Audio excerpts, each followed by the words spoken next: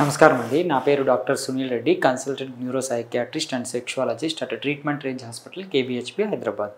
So నా దగ్గరికి erectile dysfunction, premature ejaculation, performance anxiety అని ఈ సెక్షువల్ డిస్ఫంక్షన్స్ అంటే సైకోసెక్షువల్ ఇష్యూస్ అంటాం వీటితో చాలా మంది క్లయింట్స్ నన్ను అప్రోచ్ అవుతూ ఉంటారు. బేసిక్గా డైరెక్ట్గా షాక్ వేవ్ థెరపీ కావాలని చెప్పేసి వస్తూ ఉంటారు. అసలు ఈ షాక్ వేవ్ థెరపీ ఈ ప్రిమేచ్యూర్ ఎజాక్యులేషన్ని, ఈ ఎరెక్టైల్ డిస్ఫంక్షన్ని అండ్ పర్ఫార్మెన్స్ యాంగ్జైటీని ఎలాగా క్యూర్ చేస్తుందో చూద్దాం. సో మొదటగా ప్రిమేచ్యూర్ ఎజాక్యులేషన్ అంటే ఏంటి?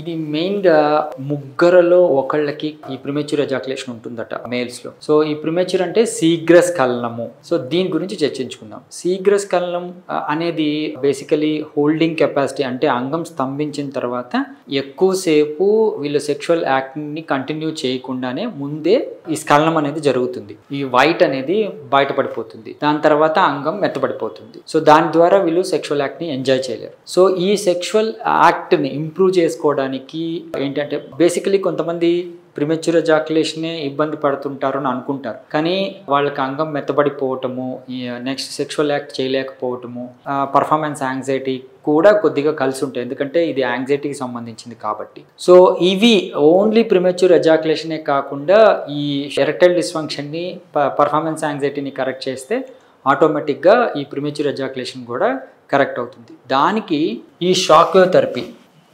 అంగానికి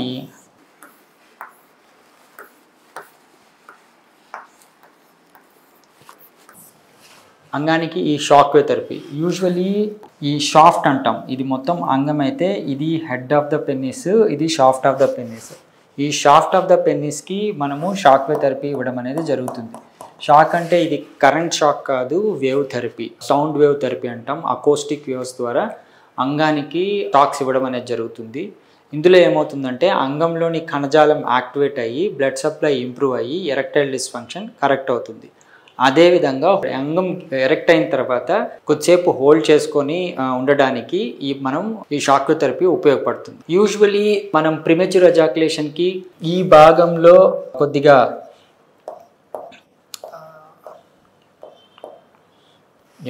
ప్రిమేచ్యూర్ ఎజాక్యులేషన్కి మనము stop and go method. Stop and go method అంటే ఏంటి? ఈ రాపిడిని కొద్దిసేపు ఆపుతారు యూజువలీ సెక్షువల్ యాక్ట్లో, దాని తర్వాత మళ్ళీ కొద్దిగా కెపాసిటీ వచ్చిన తర్వాత మళ్ళీ రాపిడికి గురి చేయటము, సెక్షువల్ యాక్ట్ని ఎంజాయ్ చేయడం అనేది జరుగుతుంది. అది ఒకటి సింపుల్ టెక్నిక్ చెప్తారు.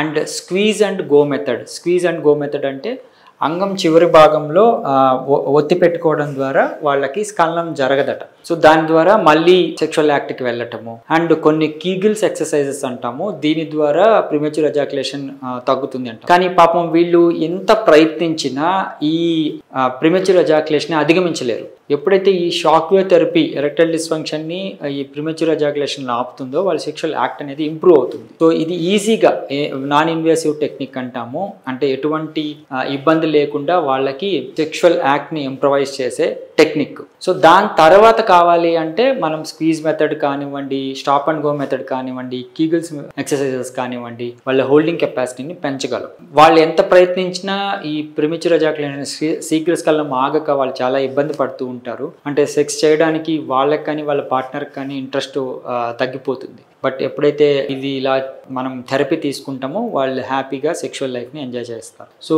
ఈ ప్రిమేచ్యూర్ ఎజాక్యులేషన్కి ఈ షాక్ వేవ్ థెరపీ అనేది ఎటువంటి సైడ్ ఎఫెక్ట్స్ లేని ట్రీట్మెంట్. దీన్ని యూస్ చేసుకోగలరు. Thank you.